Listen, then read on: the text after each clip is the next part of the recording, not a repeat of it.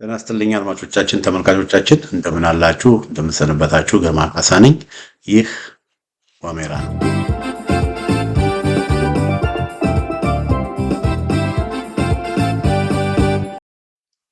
በዛሬው የዋሜራ መርሃ ግብራችን በተለይ የጎንደር እንቅስቃሴን አስመልክቶ አንድ እየተነሳ ያለ ጥያቄ አለ። በብዙዎች እየተነሳ ያለ ጥያቄ አለ። የጥያቄ መነሳቱ ትክክል ነው። ነገር ግን ብዙ ሰዎች ጥያቄውን የሚያነሱ ሰዎች ይህን ጥያቄ በሚያነሱበት ጊዜ ያለውን ነባራዊ ሁኔታ ምን ያህል ተገንዝበዋል ወይ የሚለውን እንዳስብ አድርጎኛል እና ለተጠየቁ ጥያቄዎች ምላሽ እንዲሆን ነው ይህንን ዝግጅት ያዘጋጀሁት። በተለይ የአማራ ፋኖ ብሔራዊ ንቅናቄ ድርጅት ከተቋቋመ ጀምሮ ፋኖች እንግዲህ አንድ ሆነዋል። ሁሉንም ያቀፈ ሁሉንም እዞች ያቀፈ አንድ ድርጅት ተቋቁሟል። እርግጥ ነው ይሄ እዝ በድርጅት ደረጃ አንድ ቢሆንም አንድነቱን ግን መሰራት ያለባቸው አንዳንድ ስራዎች ግን ተሰርተው ገና አላለቁ።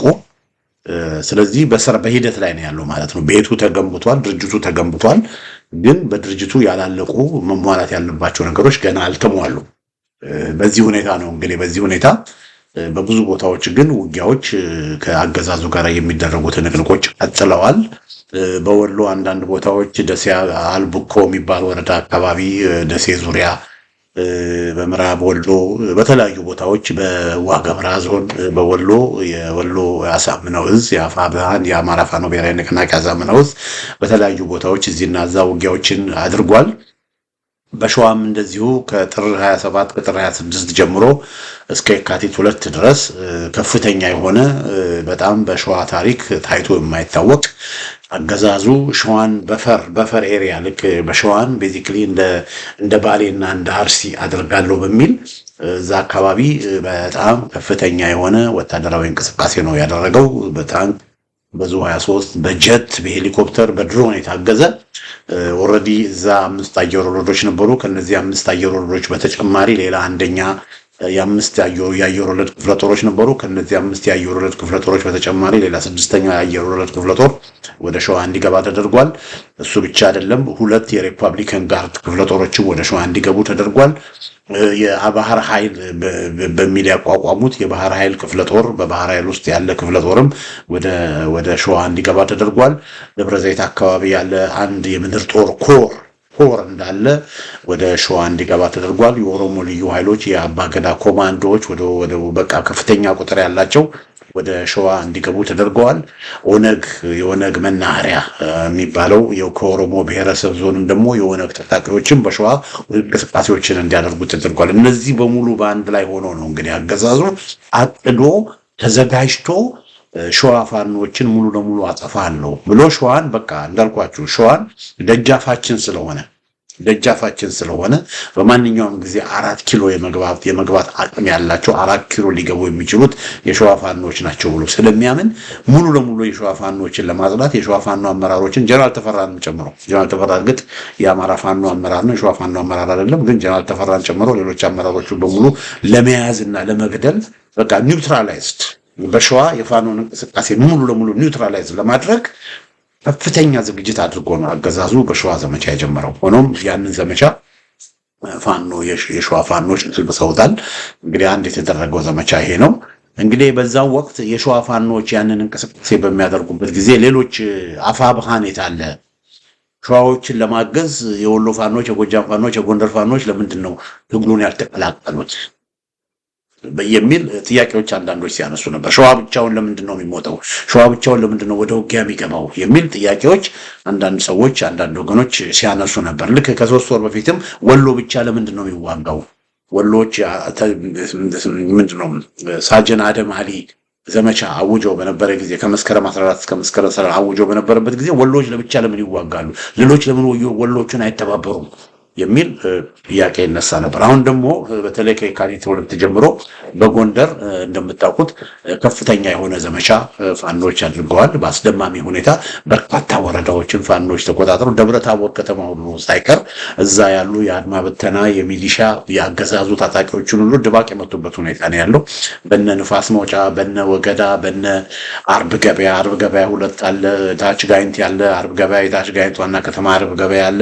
እንደዚሁም ደግሞ ደራ ወረዳ ላይም ደግሞ አርብ ገበያ የምትባል ከተማ አለች። እነ ገላውዲዮስ እነ ጋሳይ እነ ክምር ድንጋይ እነዚህን የመሳሰሉ ቦታዎች በሙሉ ፋኖች ተቆጣጥረው እዛ ያለውን የብልጽግና አገዛዝ የብአዴን አገዛዝ አስወግደው በርካታ ሚሊሻዎችን በርካታ ፋኖች እንዲመለሱ እንዲማረኩ አድርገው በጣም ትልቅ ጀብድ ነው የፈጸሙት እና ይሄ በሚሆንበት ጊዜ አገዛዙ በተለይ ደብረታቦር ያለውን ደብረታቦር ከተማ ለመጠበቅ የድሮን ጥቃቶች ሁሉ እስከ ማድረግ ጀምሯል። ከወሎ በኩልና ከጎጃም በኩል ተጨማሪ ኃይሎችን ወደ ደቡባዊ ጎንደር ያስገባበት ሁኔታ ነው ያለው። እንግዲህ አንዱ እየተጠየቀ ያለው ጥያቄ እንግዲህ ለምንድን ነው ጎንደር እንደዚህ በሚዋጉበት ጊዜ የቴዎድሮስ እዝ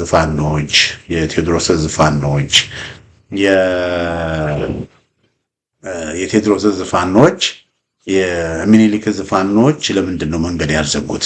ከወለጋ ተነስቶ በጎጃም በኩል አድርጎ ወደ ጎንደር አገዛዙ ጦር ሲልክ የቴዎድሮስ እዝ የት ነው ያለው? እንደገና ደግሞ ከጋሸና ከወልዲያ ከመሳሰሉ ቦታዎች በጋሸና በኩል አድርጎ በደብረ ደቢት በኩል አድርጎ ደግሞ ወደ ጎንደር አገዛዙ ጦር ሲልክ የዛ አካባቢ ያሉ የወሎ ፋኖች የአሳምነው እዝ ፋኖች የት ነው ያሉት? ለምን ሌሎቹ አይነሱም? የሚል ጥያቄዎች ይነሳሉ። አገዛዙ ከወሎ ወለጋ ጦር ጎንደር ሲያስገባ ከወሎ ወለጋ እንግዲህ በጎጃም በኩል ጎንደር ሲያስገባ ለምን ሌሎቹ አልተንቀሳቀሱ የሚል እንግዲህ ጥያቄ ነው ብዙዎቹ የሚያነሱት። እና ይሄ ጥያቄ እንግዲህ አሁን ለጎንደር ብቻ አይደለም። ያለፈው ሳምንትም ሸዋ ውጊያ በሚያደርግበት ጊዜ አንድ ድርጅት ሆኖ የለም ወይ አፋብንን መስርቶ የለም ወይ ሌሎቹ የታሉ ሲባል ነበር። እንደገና ደግሞ ከ3 ከ4 ወር በፊት ደግሞ ምንም እንኳን የአማራ ፋኖ ብሔራዊ ንቅናቄ ባይመሰረትም አፋብሃ የሚባል ድርጅት ተመስርቶ ነበር እና አፋብሃ የሚባል ድርጅት ተመስርቶ የአፋብሃ አሳምነው እዝ በሚዋጋበት ጊዜ ትንቅንቅ ውስጥ በነበረበት ጊዜ ሌሎቹ የአፋብሃ አደረጃጀቶች የት አሉ ተብሎ ሲጠየቅ ነው። እንግዲህ እስካሁን የአማራ ፋኖ ብሔራዊ ንቅናቄ ድርጅቱ ከተቋቋመ ጊዜ ጀምሮ ከዛም በፊት አፋብሃም የነበረ ጊዜ በጋራ ፋኖች ኦፕሬሽን ያደረጉበት ሁኔታ ኦፍኮርስ አንዳንድ ግንባር ሁለቱ ተቀናጅተው የሚዋጉበት ጊዜ ነበር። ለምሳሌ አሁን በጎንደር እንዳያችሁት የጎንደር ጠቅላይ ግዛት እዝ ፋኖች እና የጎንደር አፋብን የበላይ ዘለቀ እዝ ፋኖች በጋራ ሆኖ ነው ኦፕሬሽን ያደረጉት። የጎንደር ኦፕሬሽን ሁለት አደረጃጀቶች አንድ ላይ ሆኖ ያደረጉት ኦፕሬሽን እና አንዳንድ ቦታ ደግሞ በተለይ በመቄት አካባቢ በመቄትና በደቡብ ጎንደርና በወሎ ድንበር አካባቢ ደግሞ ያሳምነው እዝ ፋኖችና የበላይ ዘለቀ እዝ ፋኖችን በግንባር ሆነው ኦፕሬሽን በጋራ ያደረጉበት ሁኔታ አለ። በመካነ ሰላም አካባቢ የሚኒሊክ እዝና የሚኒሊክ እዝ ማለት ነው። በወሎ የሚኒሊክ እዝና የበላይ ዘለቀ እዝ አንድ ላይ ሆኖ ኦፕሬሽን ያደረጉበት ሁኔታ አለ። በመካነ ሰላም አካባቢ በመርጦ ለማርያም መካነ ሰላም መስመር ደግሞ የቴዎድሮስ እዝና የሚኒሊክ እዝ አንድ ላይ ኦፕሬሽን ያደረጉበት ጊዜ አለ። በወግዲ በጌሽራቤል ምናምን አካባቢ ደግሞ የሚኒሊክ እዝና ያሳምነው እዝ የሸዋዎቹ አንድ ላይ ኦፕሬሽን ያደረጉበት ሁኔታ አለ። እና እንደዚህ ድንበር ላይ ከተለያዩ አደረጃጀቶች ከተለያዩ ጠቅላይ ግዛት አደረጃጀቶች በአንድ ላይ ሆነው ኦፕሬሽን ያደረጉበት ሁኔታ አለ። ነገር ግን እንደ ድርጅት አሁን ለምሳሌ ጎንደር ላይ ኦፕሬሽን በሚደረግበት ጊዜ ጎንደር ላይ እንደዚህ ግዙፍ የሆነ ኦፕሬሽን በጣም አስደማሚ የብልጽግና ነገር ድባቅ የመታ ትልቅ ድልን ያስመዘገበ ኦፕሬሽን ጎንደር ላይ በሚደረግበት ጊዜ በተመሳሳይ ሁኔታ ጎጃም ውስጥ በተመሳሳይ ሁኔታ ወሎ ውስጥ በተመሳሳይ ሁኔታ ሸዋ ውስጥ ኦፕሬሽኖች ቢደረጉ ምን ሊፈጠር እንደሚችል እንደነበረ መገመት የማያውቅ። ስለዚህ ሰዎች ለምን ያልሆነም ብለው ይጠይቃሉ። አሁን ለምሳሌ ከ4 ወር በፊት ወልዲያ አካባቢ፣ ደሴ አካባቢ፣ ጋሸና አካባቢ፣ ላሊበላ አካባቢ የወሎ ፋኖችስ በሚዋጉበት ጊዜ አገዛዙ ሙሉ ትኩረቱን አድርጎ የነበረው ወሎ ላይ ነው። ስለዚህ ድሮኖችንም የጦር ጀቶችንም ሪሶርሱን በሙሉ ፎከስ አድርጎ የተንቀሳቀሰውና የተዋጋው የት ነው? ወሎ ላይ ነበር። ስለዚህ ወሎዎች ለብቻቸው ነበሩ ያገዛዙን ሙሉ ኃይል ሲቋቋሙ የነበሩት፣ ሌላው ቦታ ሰጠው። ያለፈው ሳምንትም እንደዚሁ በሸዋ ሄሊኮፕተሮችን ድሮኖችን በሚጠቀሙበት ጊዜ ሌሎች ጋር ምንም ነገር አልነበረም። ሙሉ ፎከሱን አድርጎ አገዛዙ ሸዋ ላይ ነበር ሲንቀሳቀስ የነበረው። አሁን ደግሞ ሰሞኑን ደግሞ በቀን በአንድ ቀን ብቻ 16 ጊዜ ደብረ ታቦር ከተማ ላይ የድሮን ጥቃቶች ተፈጽመዋል። 16 ጊዜ የድሮን ጥቃቶች ደብረ ታቦር ከተማ ሲፈጸሙ አገዛዙ ሙሉ ትኩረቱን ጎንደር ላይ አድርጎ ተመልከቱት። ከወሎ ከወለጋ ኃይል ሁሉ ሲያመጣ ሌሎች አካባቢ ምንም ነገር የለም። ስለዚህ በተናጠል ስለሆነ ዘመቻዎች የሚደረጉት በተናጠል የሚደረጉትን ዘመቻዎች አገዛዙ በተናጠል የማሸነፍም ወይም የበላይነትን ለማሳየት እድል ፈጥሯል። ስለዚህ ለምን እንደዛ ይሆናል? ድርጅት ተቋቁሞ የለም ወይ? አንድ ሆነን ብለው የለም ወይ? በተለይ አፋብሃ አንድነት የአፋብሃ ድርጅቶች አንድ ከሆኑ እንግዲህ አመት ሊሆነው ነው። የዛሬ ግንቦት ላይ ነው እንግዲህ ወልሞ 8-9 ወር ሊሆናቸው ነው። አንድ ከሆኑ ይሄ ሁሉ ጊዜ እነዚህ ድርጅቶች አንድ ላይ ሆነው እንዴት በአንድ ላይ ወታደራዊ ዘመቻ ማድረግ ያቅታቸዋል? ለምን ስትራቴጂ ነድፈው እቅድ አውጥተው እንዴት ሁሉም ቦታ በተመሳሳይ ቀን በተመሳሳይ ጊዜ በጥናትና በዝግጅት ትልቅ ኦፕሬሽን እንዴት በማድረግ አገዛዙን እንዴት ማስጨነቅ አቃታቸው? ያ ቢሆን እንግዲህ ያስቡት፣ ደብረ ታቦር፣ ጎንደር፣ ባህር ዳር፣ ደባር፣ መተማ፣ ሳንጃ፣ ጎርጎራ፣ ጨዋሂት፣ ባህር ዳር፣ ደብረ ማርቆስ፣ ፍኖተ ሰላም፣ ደጀን፣ መርጦ ለማርያም፣ ሞጣ እንደገና ወደ ሸዋ ስትሄዱ ደግሞ ወደ ወሎ ስትሄዱ ላሊበላ፣ ወልዲያ፣ ተቆጣ፣ ደሴ፣ እነዚህ ቦታዎች በሙሉ መካነ ሰላም፣ ወደ ሸዋ ስትሄዱ ከነማጀቴና ከነ ዓለም ከተማ አልፋችሁ ወደ ሸኖ፣ ወደ ፍቼ፣ ወደ ናዝሬት፣ ወደ መሳሰሉ እነዚህ ሁሉ ቦታዎች በአንድ ጊዜ ኦፕሬሽን ቢደረግ ያገዛዙ የጦር ኃይል የት ነው ድሮን የሚልከው? ለዛ ሁሉ ኦፕሬሽን የሚሆን ድሮን የለም። ስለዚህ የድሮን ጥቃትን ኢፌክቲቭነስ ይቀንሰዋል ማለት ግን የተወሰነ ቦታ ብቻ ከሆነ በዛች የተወሰነ ቦታ ለይቶ ይመታል። ስለዚህ በዚህ ሁኔታ ለምን በአንድ ላይ ያንን ነገር ማድረግ አልቻሉም የሚል ጥያቄዎች ይነሳሉ እና እነዚህ ጥያቄዎች መነሳታቸው ተገቢ ጥያቄዎች ናቸው። ነገር ግን አድማጮቻችን፣ ተመልካቾቻችን ይሄ በቅንጅት አንድ ላይ ሆኖ መንቀሳቀስ መጀመሪያ ደረጃ ድርጅቱን ለመመስረት ረጅም ጊዜ መውሰዱ አንዱ ችግር ነው። አንድ ለመሆን ይሄን ያህል ጊዜ ሊወስድባቸው አይገባም ነበር። ስለዚህ ለዚህ የፋኖ አመራሮች ኃላፊነት መውሰድ አለባቸው። ሆኖም ግን አሁን አንድ ወር ሆነው ጥር 9 ቀን ነው 2018 ዓ.ም ነው ድርጅቱ ይፋ የተደረገው። አሁን ድርጅቱ ይፋ ከተደረገ በኋላ የድርጅቱ የፖሊት ቢሮ የፖለቲካ መምሪያና የወታደራዊ መምሪያ ኮሚቴዎች መምሪያዎችን አቋቁሟል። ሌሎች መምሪያዎችንም እንደዚሁ አቋቁሟል እና እነዚህ መምሪያዎች የወታደራዊ ፍኖተ ካርታና የፖለቲካ ፍኖተ ካርታ እንዲያዘጋጁ መመሪያ ሰጥቷል። ያንን እየሰሩ ነው። ወታደራዊ ዘመቻ በሚደረግበት ጊዜ ዝም ብሎ አይደለም፣ ዝግጅት ያስፈልጋል። አሁን ለምሳሌ ቀላል ምሳሌ ልስጣችሁ። አሁን ለምሳሌ ሸዋ ውስጥ በድንገት ነው ዘመቻ የተጀመረው። በድንገት ዘመቻ አገዛዙ ሸዋ ፋኖች ላይ ውጊያ ከፈተ። አሁን ያ በሚሆንበት ጊዜ ከጎንደር ተጨማሪ ኃይል እንዲመጣ ከተፈለገ፣ ከወሎ ተጨማሪ ኃይል እንዲመጣ ከተፈለገ፣ ከጎጃም ተጨማሪ ኃይል እንዲመጣ ከተፈለገ አስቀድሞ ዝግጅት ያስፈልጋል። አንድን ጦር ከአንድ ቦታ ወደ አንድ ቦታ በምናመላለስበት ጊዜ የሎጂስቲክ አቅርቦት መኖር አለበት። የማጓጓዣ አቅርቦት መኖር አለበት። የኮምፒውተር ጌም አይደለም፣ እንደፈለገ የሚደረግ ነገር አይደለም። አገዛዙ በአንድ መስመር በሚንቀሳቀስበት ጊዜ ያንን አገዛዙ በደፈጣም ሆነ በሽምቅ ለማጥቃት ያንን አገዛዝ ዲዜብል ለማድረግ ዝግጅት ያስፈልጋል። ፕላን ማድረግ ስትራቴጂይዝ ማድረግ ያስፈልጋል። ስለዚህ ዝግጅት ሳይኖር ስትራቴጂ ሳይኖር ከወሎ ተነስተው ሸዋ ሊሄዱ አይችሉም። ከጎንደር ተነስተው ሸዋ፣ ከጎጃም ተነስተው ሸዋ ሊሄዱ አይችሉም። አያችሁ? ለምን? ገና አልተቀናጁ። ድርጅት ተቋቋመ እንጂ በየሁሉም ቦታ ያሉ ወታደራዊ ተቋማት ገና አልተቀናጁ። እነ ጀነራል ተፈራ ገና ስራቸውን ሙሉ ለሙሉ ተግባራዊ ያላደረጉ። ታስታውሱ ከሆነ ጀነራል ተፈራ ከ3 ከ4 ዓመት በፊት የአየር የአማራ ክልል ልዩ ኃይል ሲሆኑ ከህወሓት ጋር ውጊያ የነበረ ጊዜ የአማራ ክልል ልዩ ኃይል የነበረው ጊዜ ያደረጉት ነገር ምንድነው? ለአንድ ለ3 ሳምንት ያለውን የአማራ ልዩ ኃይልን ሁኔታ የአማራ ፋኖችን ሚሊሻዎችን ሁኔታ ሲያጠኑና ሲገመገሙ ነበር። መጀመሪያ ወታደራዊ አመራርም ለመስጠት ሲፈለግ መጀመሪያ ያለው ጦር ምን ያህል በቂ ነው፣ በምን መልኩ መሰማራት ያለበት፣ የትኛውን ቤት በኩል እናሰማራው፣ ዝግጅታቸው የወታደራዊ ዝግጅታቸው ምን ያህል ነው ተብሎ በደንብ እነዚህ አሁን የአማራ ፋኖ ብሔራዊ ንቅናቄ ወታደራዊ አዛዥና በጀነራል ተፈራ ስር ያሉ ሰዎች ያለውን ሁኔታ አገናኝተው በጣም ትክክለኛ የሆነ ፍኖተ ካርታ ማስቀመጥ አለባቸው። ያንን እያደረጉ ነው። ያ በሚሆንበት ጊዜ የሸዋ ድንገተኛ ጥቃት መጣ። ስለዚህ ከሌላ ቦታ ጦር ሊልኩ አልቻሉም። ለምን? ቅንጅት ያስፈልጋል። ያ ገና የለም። ጎንደርም እንደዚሁ የሆነው ነገር እንደዚህ ነው። ጎንደርም በጎንደር ከተማ በደብረ ታቦር ዙሪያ በደቡባዊ ጎንደር በጎንደር ከተማ በደቡባዊ ጎንደር አገዛዙ የተወሰኑ ወረዳዎች አካባቢ ለቀቀ።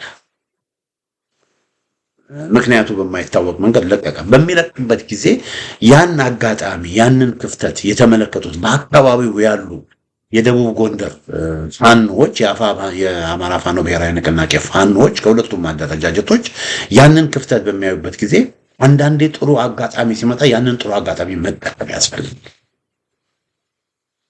ስለዚህ ያን ጥሩ አጋጣሚ መጠቀም አለብን በሚል እርምጃ ወሰዱ። አያችሁ፣ ተቀናጅተው እዛ ያሉ ፋኖች አንድ ላይ ሆነው እርምጃ ወሰዱ። ከዛ አገዛዙ ጥሎ በሄደበት አካባቢ ገብተው እዛ የነበሩትን አገዛዙ እዛ ያስቀመጣቸውን ካድሬዎችና የብልጽግና ሚሊሻዎች የብልጽግና አድማ በታኞችን በሙሉ ዲዜብል አደረጉ፣ ኒውትራላይዝ አደረጓቸው። እና ምንድነው ያደረጉት? እዚህ አካባቢ ብልጽግና የሰራውን ነገር ብልጽግና የገነባውን ነገር የደህንነት መዋቅር ምን አደረጉት? አፈረሱት። ያንን ባያደርጉ ኖሮ እንደዚህ አይነት አጋጣሚ አያገኝ። ስለዚህ እዛ አካባቢ ያሉ ሎካሊ በዛ አካባቢ ያሉ ኮማንደሮች የክፍለ ጦር የኮር አዛዦች ዊዝደማቸውንና ጥበባቸውን ነው እዚህ ጋር የምናሳየው። ወዲያው እርምጃ ወሰዱ። አብዛኛው 90% የሚሆኑ የደቡባዊ ጎንደርን አካባቢ ተንቀሳቀሱ። አገዛዙ ከደቡብ ጎንደር ወታደር እያስወጣ ነበረ፣ ግን አሁን እንደገና ወደ ደቡብ ጎንደር ሜካናይዝድ የሆነ ጦር ወደ ደቡብ ጎንደር ወደ ደብረ ታቦር እያስገባ ነው። ስለዚህ በዚህ ጊዜ የጎንደር ፋኖች ይህን እርምጃ በሚወስዱበት ጊዜ የወሎ ፋኖች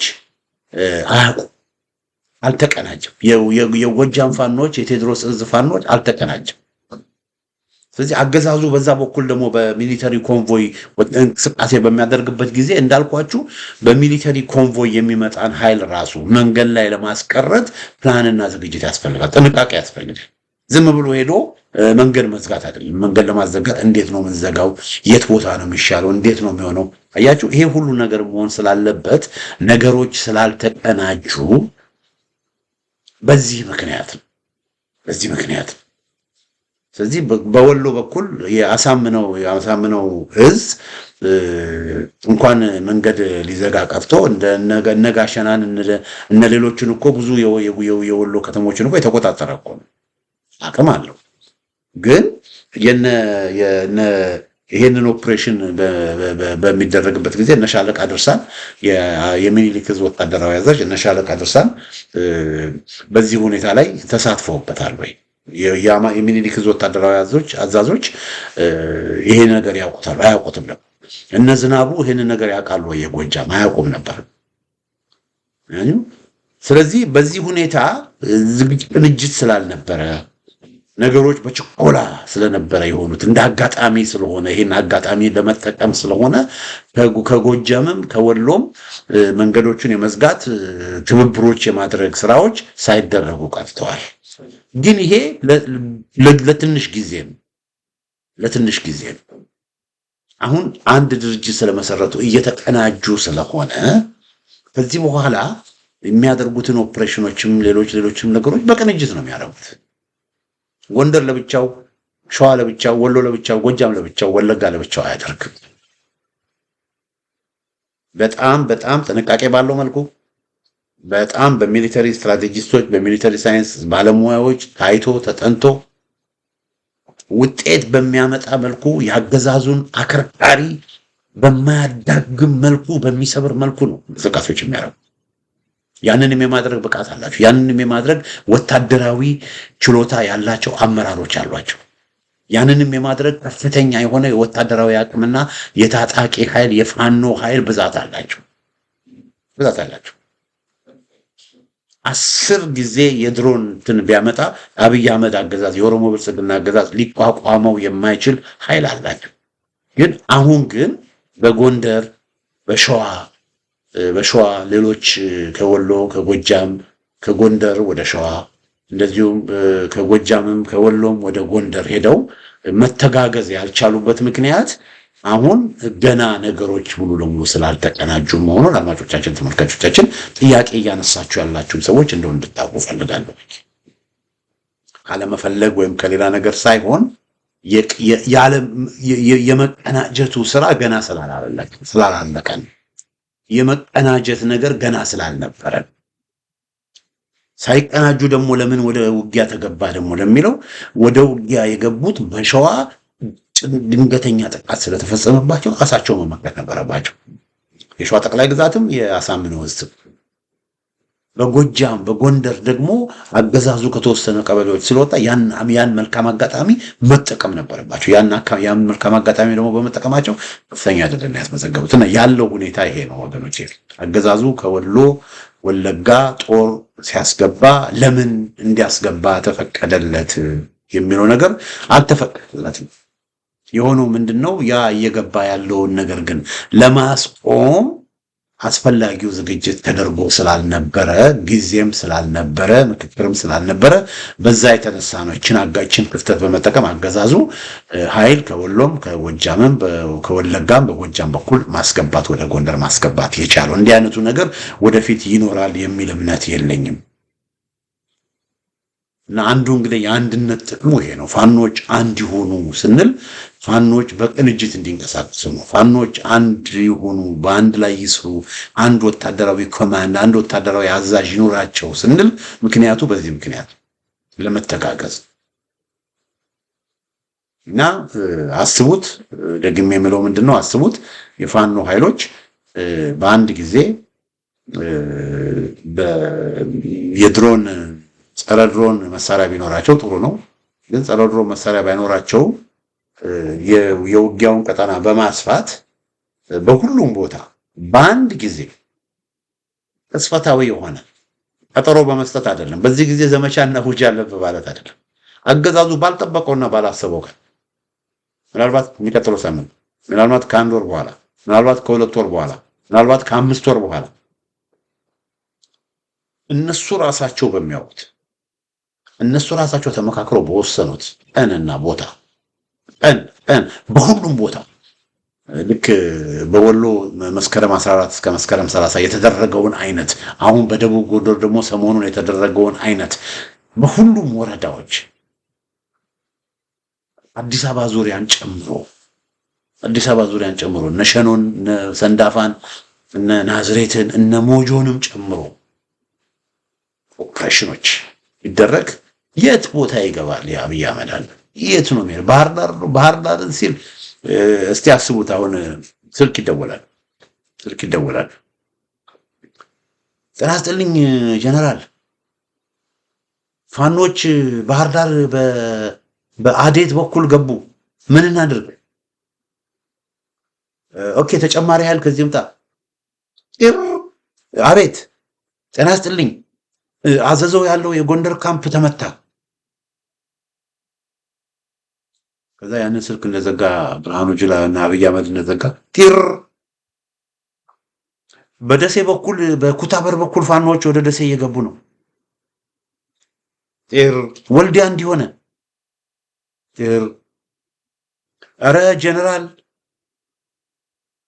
እኛ ባህር ዳርና ጎንደር ስትጠብቃቸው ፋኖች ሞጆ ከተማ ገቡ። በአረርቲ በኩል በምናም በኢጀሬ በኩል ሞጆ ከተማ ገቡ።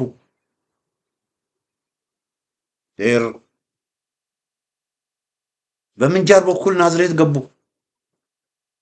በቃ ስልክ በስልክ ሲሆኑ እና አብይ አህመድ ይጨልላሉ ወገኖች። ይጨልላሉ። እነ ብርሃኑ ጁላ ይጨልላሉ።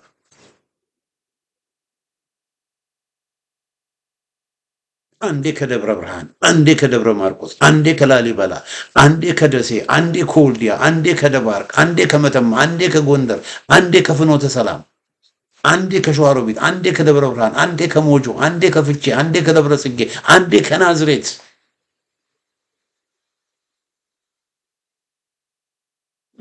ሲያጥለቀልቁ፣ እሱ ብቻ አይደለም ወገኖች፣ ከነቀምቴም እንዴ ጀነራል የወለጋ ፋኖች የቢዛሞ ፋኖች ወለጋ ነቀምቴ ከተማ ገቡ፣ ሻምቡ ከተማ ገቡ፣ አንገርጉተንን ተቆጣጠሩት የሚል ዜና ቢሰሙ ምን እንደሚሆን ያንን የማድረግ አቅም አለ ወገኖቼ። እና የመቀናጀቱ ጥቅም እንግዲህ ይሄ ነው። የመቀናጀቱ ጥቅም ይሄ ነው። ስለዚህ ብርሃኑ ጀውሎ አየር ኃይል ድሮን እዚህ ቦታ ተኩስ ብሎ ለማዘዝ የት ቦታ ሂድና ተኩስ ብሎ ያዘዋል? ለምን? በሁሉም ቦታ ነው እሳተ ገሞራው የሚፈልገው። ስለዚህ እንደዛ ነው። ለዚህ ነው እኔ በፋኖ ትግል ላይ ተስፋ አለኝ የምለው። ለዚህ ነው ትልቁ ነገር። ግን ይሄ ነገር እውነተኛ እንዲሆንና ተግባራዊ እንዲሆን ከተፈለገ መደረግ ያለበት ነገር ምንድነው? አድማጮቻችን፣ ተመልካቾቻችን ይሄ የፋኖ አንድነትን ማጠናከር ያስፈልጋል። በዚህ ጉዳይ ላይ ሁለት ነገሮችን ብዬ ላቁ። አንደኛው ይሄ የፋኖ አንድነት እንዲጠናከር አሁን ያልተሰሩ ቸኳይ መሰራት ያለባቸው ስራዎች መሰራት አለባቸው። አንድ ድርጅት ተቋቁሟል። ግን በሸዋ በጠቅላይ ግዛት ደረጃ የሸዋ ፋኖች እስካሁን አንድ አልሆኑም። ለምን እንደሆነ ምክንያቱን አውቃለሁ። በሶሻል ሚዲያም ይሄንን ነገር ጣል አድርጌዋለሁ። ምክንያቱም ግን አሁንም እጠይቃለሁ የአማራ ፋኖ ብሔራዊ ንቅናቄ አመራሮች የሸዋ ሻለቃ መከታው ማሞ የአማራ ፋኖ ብሔራዊ ንቅናቄ ተቀዳሚ ሊቀመንበር ከመከታው ከዘመነ ቀጥሎ እንግዲህ እንደ ተቀዳሚ ምክትል ሊቀመንበርነቱ አንድ የምጠይቀው ሻለቃ መከታ ማሞን ሸዋ ፋኖችን ለምንድን ነው አንድ እንዲሆኑ ያላደረገ? ይኸው ድርጅቱ ከተቋቋመ አንድ ወር የድርጅቱ የአማራ ፋኖ ብሔራዊ ንቅናቄ ተቀዳሚ ምክትል ሊቀመንበር ነው መከታው ማሞ። ግን እሱ የሚንቀሳቀስበት የሸዋ ጠቅላይ ግዛት እዝ ከአማራ ፋኖ ብሔራዊ ንቅናቄ አሳምነው እዝ ጋር አንድ መሆን እንኳን አልቻለም። ለምን? አሁን ሰሞኑን በተደረገው ጦርነት እነዚህ በአንድ በኩል እነዚህ በአንድ በኩል ሲዋጉ ለምንድን ነው የሸዋ ፋኖች አንድ የማይሆኑት? የሸዋ ፋኖች አንድ ካልሆኑ የአማራ ፋኖ ብሔራዊ ንቅናቄ ድርጅት ተመሰረተ መባሉ ምኑ ላይ ነው ፋይዳው? ይሄ አንድ መስተካከል ያለበት እና መከታው ማሞ መጠየቅ አለበት። ሻለቃ መከታው ማሞ መጠየቅ አለበት። የድርጅቱ የአማራ ፋኖ ብሔራዊ ንቅናቄ ተቀዳሚ መሪ ነው። እንደ ተቀዳሚ መሪነቱ የሸዋ ፋኖችን አንድ የማድረግ ግዴታ አለበት፣ ኃላፊነት አለበት። ያንን እያደረገ አይደለም። ስለዚህ አሁንም የምጠረጥረው እኔ ምንድነው የሸዋ ጠቅላይ ግዛት እዝ ውስጥ አፋህዶች አሉ። ምናልባትም ከዚህ በፊት ሲበጠብጡ እንደነበረው አብዛኛው አፋህድ ወደ ብልጽግና ሄዷል። አሁንም ሲበጠብጡ የነበረ የሸዋ ፋኖ አንድነትን ከነ መከታው ጀርባ ሆነው እያጨናገፉ እየጎተቱ ያሉ አፋህዶች አሁንም አሉ የሚል ጥርጣሬ አለኝ። ስለዚህ በዚህ ጉዳይ ላይ ሻለቃ መከታው ማሞ መጠየቅ አለበት። የሸዋ ፋኖች አንድ መሆን አለባቸው። ሁለተኛ የጎንደር ፋኖች እርግጥ የጎንደር ፋኖች ከሸዋ በጣም ይለያሉ። በጣም ሰማይና ምድር ልዩነት አላቸው። የጎንደር ፋኖች አሁን ሰሞኑን በተደረገው ውጊያ በዚህ ውጊያ አድማጮቼ፣ ተመልካቾቼ አብረው ነበር ሲዋጉ የነበሩ። ስለዚህ እታች ያለው ጦር አንድ ሆኗል። የጎንደር ፋኖች እታች ያለው ጦር አንድ ሆኗል። ነገር ግን በአደረጃጀት ደረጃ እርቅ መስርተዋል። ለምን የጎንደር ፋኖች ለምን አሁንም በጎንደር የአማራ ፋኖ ብሔራዊ ንቅናቄ የጎንደር ጠቅላይ ግዛት የአማራ ፋኖ ብሔራዊ ንቅናቄ የበላይ እዝ ለምን እንላለን? ለምንድነው በአንድ እዝ ውስጥ የማይጠረነፉት? በፊት ድርጅት እስኪቋቋም ነው ሲሉን ነበረ። ድርጅት ተቋቋመ። ከዚህ በኋላስ ምንድነው ችግሩ? የጎንደር ፋኖችን መሪያቸውን ምክትል መሪያቸው ወታደራዊ አዛዣቸውን ሰይመው ወደ ፖሊት ቢሮ ወደ ድርጅቱ የላኳቸው አሉ አይደል? እንደው ሻለቃ ሀብቴ የድርጅቱ ምክትል ሊቀመንበር ነው ሻለቃ ሀብቴ። ፋኖ ጌታ አስራደ የፖለቲካ ዘርፍ መምሪያ ኃላፊ ነው። ፋኖ ዘመነ ምህረትም እንደዚሁ አንድ ምህረት አለው። እነ ፋኖ አስቻለው የድርጅቱ የጽህፈት ቤት ኃላፊ ነው። ፋኖ ኮማንደር ሳሙኤል ደግሞ የድርጅቱ የስልጠና መምሪያ ኃላፊ ነው። እንግዲህ እነዚህ 5 ከጎንደር ተወካዮች የድርጅቱ አመራር ሆነዋል። አሁን በጎንደር ደግሞ ጎንደርን አንድ አድርጎ የሚመራ መሪውን መመደብ አለባቸው። የወታደራዊ አዛዡን መመደብ አለባቸው። ያንን ለምንድን ነው ማድረግ ያልቻሉት? ይሄ መጠየቅ አለበት። ለምንድን ነው የጎንደርን አንድነት እውን የሚያደርጉት? እና ይሄ እነዚህ ሁለት ነገሮች ጥያቄ መጠየቅ አለባቸው። በጣም ጊዜ እየወሰደ ነው። እንግዲህ የአማራ ፋኖ ብሔራዊ ንቅናቄ ከተቋቋመ 1 ወር ሆኖ 1 ወር ሙሉ የሸዋ ፋኖች አንድ አለመሆናቸው ብዙዎቻችንን እያሳሰበን እና በዚህ ጉዳይ ላይ መከታው ማሞ መጠየቅ አለበት። በዛ ላይ ደግሞ የጎንደር ፋኖች ደግሞ አሁንም በእርግጥ አንድ ቢሆኑም በተግባር አንድ ቢሆኑም ነገር ግን መሪዎቻቸውን ደልድለው ጨርሰው ይፋ ባለማድረጋቸው አሁንም አንድ የጎንደር እዛ ለመኖሩም ብዙዎቻችን እየጠየቅን። ስለዚህ እነዚህ ነገሮች መሰራት አለባቸው። እነዚህ ነገሮች ሲያልቁ ነው የመቀናጀቱ ነገር እውን የሚሆን። አለበለዚያ ችግር ነው የሚፈጠረው። እና ይሄ ነው እንግዲህ ያለው። አድማጮቻችን፣ ተመልካቾቻችን ፋኖቻችን እየተነጋገሩ ነው፣ እየተመካከሩ ነው፣ የበለጠ እየተቀናጁ ነው። ከዚህ በኋላ የሚኖሩ ኦፕሬሽኖች የተወሰኑትን አመራር ገና አሁን እንዳለው አይደለም የሚሆነው። በተቀናጀ መልኩ ነው ኦፕሬሽኖችን የምናደርገው።